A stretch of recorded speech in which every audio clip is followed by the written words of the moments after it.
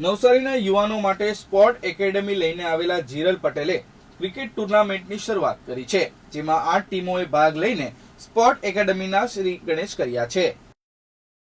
પ્રભાગુંજ sports એકેડમીનું inauguration કર્યું છે અહીંયા, અને 8 જેટલી ટીમોને આવરી લીધી છે, જેમાં આજથી અમે ક્રિકેટની મેચથી અમે આ ભૂમિપૂજન અને ક્રિકેટની મેચથી આજે આ પ્રભાગુંજ સ્પોર્ટ્સ એકેડમીનું સ્ટાર્ટિંગ કર્યું છે.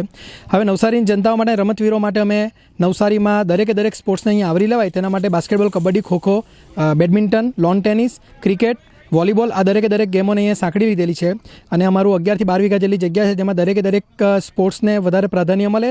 સાથે અમે એક નેશનલ ઇન્ટરનેશનલ લેવલ સુધીનું જીમ બનાવવા માંગીએ છીએ, જેમાં પાવર લિફ્ટિંગ, વેઇટ લિફ્ટિંગ અને બોડી બિલ્ડિંગની જેટલી બી સ્પર્ધાઓ થાય છે તે બધું અહીંયા ઓર્ગેનાઇઝ કરવા માટેના અમે કટિબદ્ધ છીએ. અને તેના માટે અમારા તરફથી જે નવસારીના જેટલા બી સ્પોર્ટ્સ વીરો છે અને જેટલા બી ટ્યુટોરિયલ શિક્ષકો છે તેમનો હર હંમેશ માર્ગદર્શન આપે છે.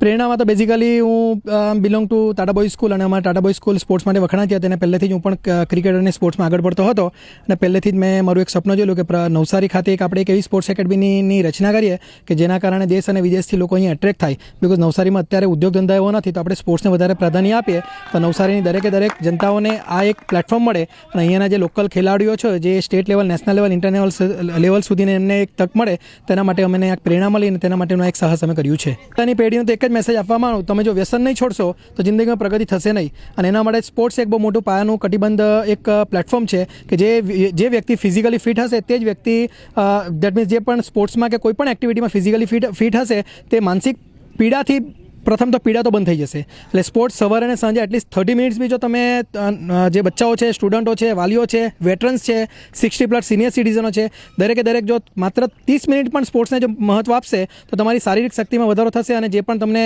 નાના મોટા રોગો છે કે પ્રેશર છે કે બ્લડ પ્રેશર છે કે ડાયાબિટીસ છે કે હાર્ટ એટેક છે, આવી કોઈ પણ બીમારી તમને સ્પોર્ટ્સના કારણે લગભગ અટકશે, એવું મારું પોતાનું અંગત મંતવ્ય છે.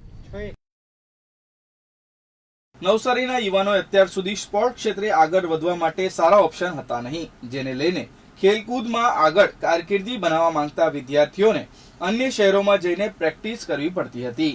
ત્યારે નવસારી શહેરમાં જીરલ પટેલ દ્વારા નેશનલ અને ઇન્ટરનેશનલ કક્ષાના સ્પોર્ટ એકેડમી બનાવીને શહેર અને જિલ્લાના યુવાનોને એક પ્લેટફોર્મ પૂરું પાડવાની કોશિશ કરી છે, જેમાં ક્રિકેટ, વોલીબોલ જેવી મોટાભાગની રમતોની પ્રેક્ટિસ તેમના ગ્રાઉન્ડમાં થઈ શકશે, જે જિલ્લાના યુવાઓ માટે આ શુભ સમાચાર કહી શકાય અને આશીર્વાદરૂપ કહી શકાય. આ સ્પોર્ટ એકેડમીની શરૂઆત કરતા પહેલા ક્રિકેટ ટુર્નામેન્ટનું પણ આયોજન કરવામાં આવ્યું હતું, જેમાં 8 ટીમોએ ભાગ લઈને સિક્સર ફટકાર્યા હતા. હાલમાં દક્ષિણ ગુજરાતના અનેક યુવાનોએ નેશનલ અને ઇન્ટરનેશનલ ગેમ્સમાં સારું પ્રદર્શન કર્યું છે, ત્યારે નવસારી જિલ્લાના યુવાનો માટે પણ આ સ્પોર્ટ એકેડમી આશીર્વાદરૂપ સમાન સાબિત થશે તેવો આશાવાદ સ્પોર્ટ એકેડમીના સંચાલક જીરલ પટેલે વ્યક્ત કર્યો છે. NTC news Navsari.